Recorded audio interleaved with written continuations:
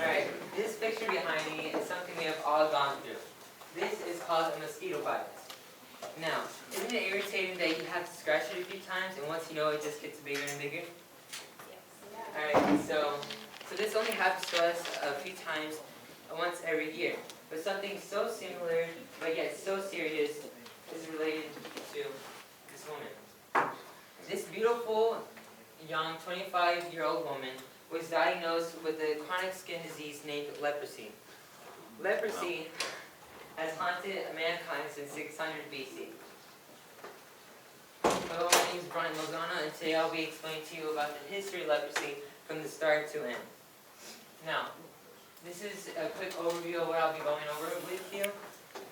I'll be talking about leprosy in general during the past times, which also considered biblical times. During the 19th century, 20th century, and the present time, I'm going to be giving you guys some stats and the current experiment done in 2011.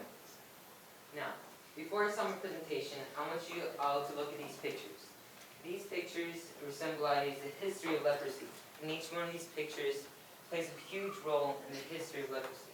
And this is what I'll be going over with all of you today. Now, leprosy in general is a well-known chronic and infectious disease that affects the cooler parts of the body, such as the face, the hands, the knees, and the feet.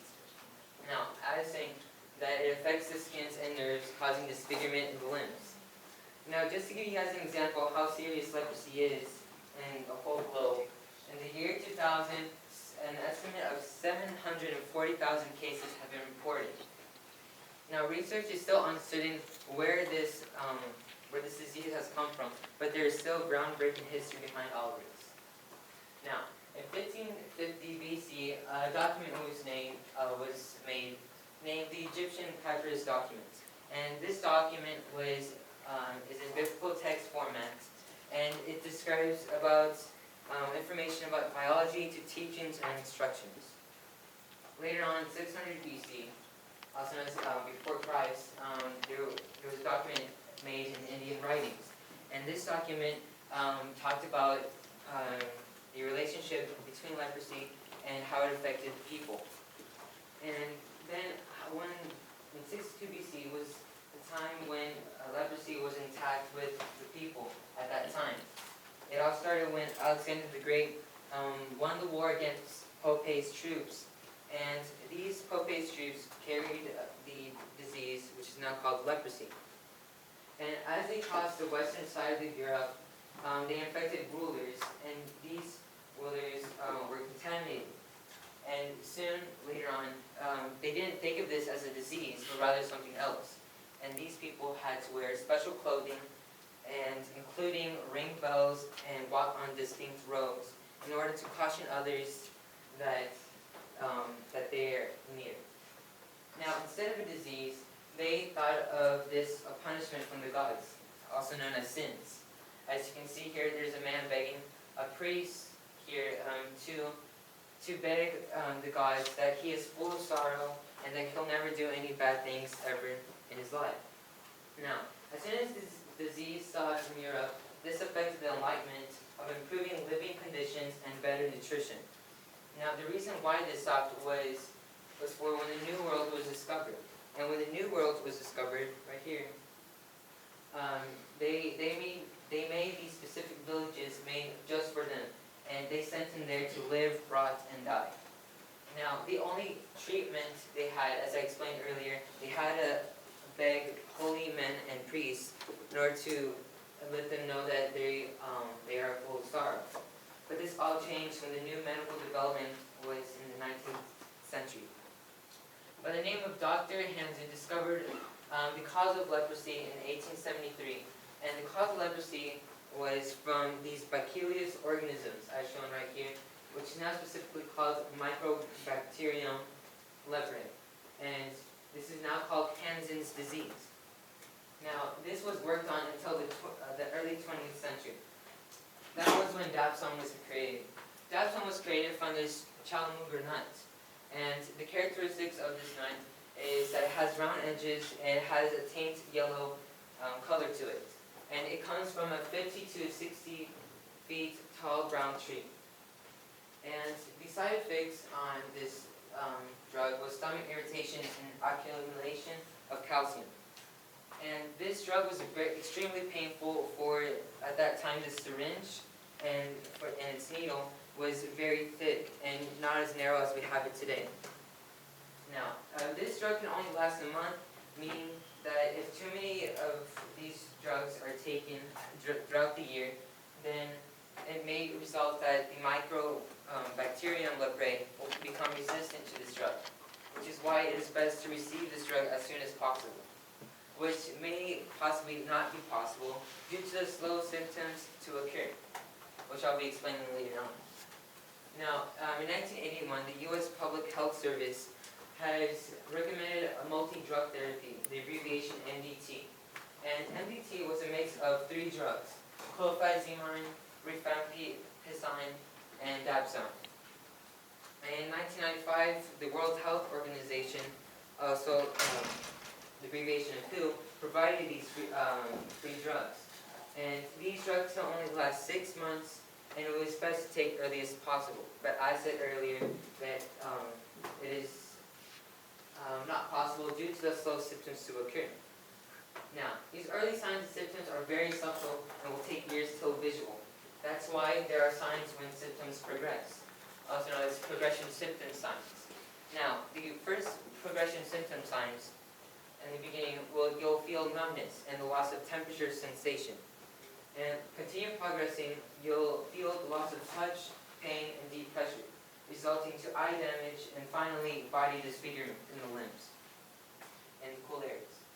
Now, right now in the present time, it is currently an easy disease to treat, where they give proper care to the local communities. And in 1985, 500,000 to 700,000 cases have been reported to WHO, and then in 2009, has here's about reported to WHO at the beginning of January 2009. As you can see, in South America, there has been above 20,000 in population that has been infected. Later on, in 2008, an estimate of 249,000 cases have been reported to WHO, and specifically going into the countries from 2008 and the past 5 years. And as you can see in India, the population is more infected. Now, for the past 20 years, 14 million patients have been cured around 120 countries. And the current affected countries are Africa, Asia, and Latin America, which may result that this, as you can see, the progression of the years, the decreased population of infected people. And this may result that leprosy may vanish from human history. But before they could do that, instead of humans, they had to make sure that any other species didn't have this disease. That's why they tested on animals that have a cool body temperature. And these are the results they had. There were chimpanzees, mango-bee monkeys, and 9 banded armadillos.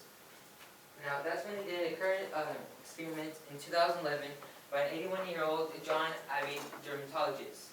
Now, why did they do an experiment on these armadillos?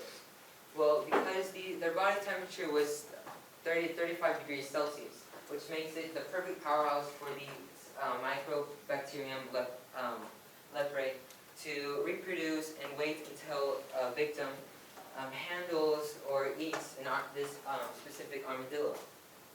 Now, this will not prove that these armadillos will transfer this bacteria to humans, but it will be the strongest evidence provided. Now, the materials they used were 50 patients and 33 wild armadillos. And the procedure was they took blood samples from each of these infected patients and wild armadillos, and they compared and we observed the results. Now, the results were that 25 out of 55 individuals and 28 out of 33 wild animals observed and have identical strains of Microbacterium leprae. And this end result, 8 out of 25 individuals have reported that they had contact with these armadillos. And this may result that 1 out of 10,000 people will be infected worldwide. And with the side note that the armadillo population in the U.S. is to 30 to 50 million. Now, this will possibly increase the rate of leprosy by 15%, meaning because the armadillos spread to the north and east regions of the United States due to the lack of predators. Now, this may upset the balance for leprosy to be extinguished, but in conclusion, leprosy has improved developments of science, immunology, and biology. This historical disease has been a huge project throughout the biblical times, the past time, modernity, and present time. And there's always new discoveries from the past to present, meaning from the next years, new discoveries and new possibilities will appear from the next years. And possibly, there will be no harm to humans from diseases from the past. Now, just remember, when you get a mosquito bite, at least be grateful that you didn't get any of these mosquito bites. I will now open the floor to any questions or comments.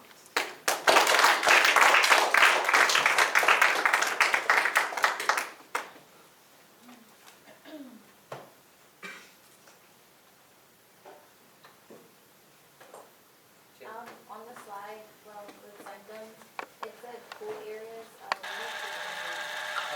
I said in the beginning, it's in the face, the hands, the feet, and the knees.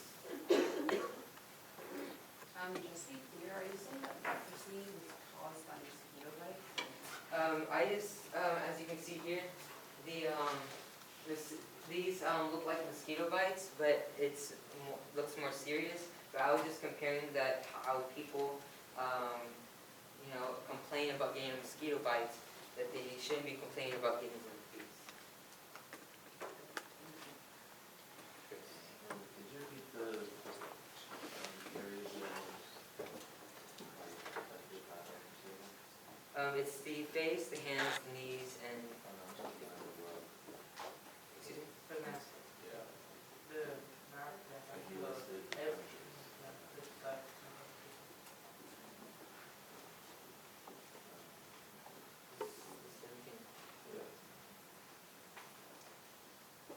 Okay, so what's your question? Do you have an answer? I was just looking at you. Anyone else? Andrew? Is the woman in slide 2 the same one as the one in slide 3? Yes, it is.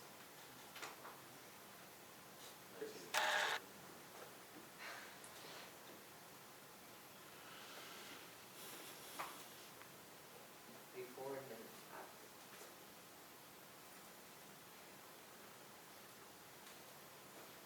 Before, after. Thank you, Mr. Lozano. Any questions? Alonzo. Please switch. Thank you, Mr. Lozano. I have a question about the research that was done on the armadillos. Now, were the armadillos injected with a strain of leprosy? They took blood samples from them and compared it to each infected patient. And it was identified that 8 out of 33 armadillos had these identical strains compared to the infected patients. So, identical strain meaning it would cause leprosy? Well, specifically these, Mycobacterium leprae looks like this. And so the strains they had, each one of them, were kind of like atypical, abnormal, because it looked somewhat like this, but not similar, which, I don't know how to explain. So, this researcher randomly rounded up 33 armadillos from the wild. And of the 33 armadillos, 8 of them had this strain. Yeah, Is that they were correct? identical to, I believe,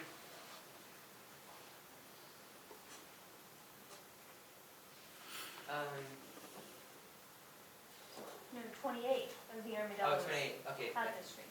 28 out of 33 are wild armadillos, and 25 out of 55 had identical strains from each other. Okay, so a large portion, if we take this sample to be representative of the population, the 33 is representative of the armadillo population, and say a significant portion of the armadillo population has this bacteria. Would you agree with that? Yes, ma'am. So, I guess my concern is the significance of this study. If it seems like it's hasn't been proven if the strain can be transferred from armadillos to humans. Yes. So, is research being done to see if Yes, that? yes, there's still current research being done. And, but this provides the strongest evidence that armadillos do transfer to, this bacteria to humans. And also, I consider this a limitation because they used 55 individuals and 33 random wild armadillos. And what I was thinking is that they could have used more, around 200, at least 100 at least, and to get more specific and better results. Andrew. Do you know how the armadillos would have transferred it to humans? As I said, you can either have direct contact with them, handle them, or eat them. Is there? Very interesting, Mr. Lozano. On your historical slide, you had biblical times continuing, and you went into the Enlightenment and the discovery of the New World. Were you attempting to link the two as, what was your purpose in linking the two? So in this slide we have two very distinct periods separated by about 1,000 years.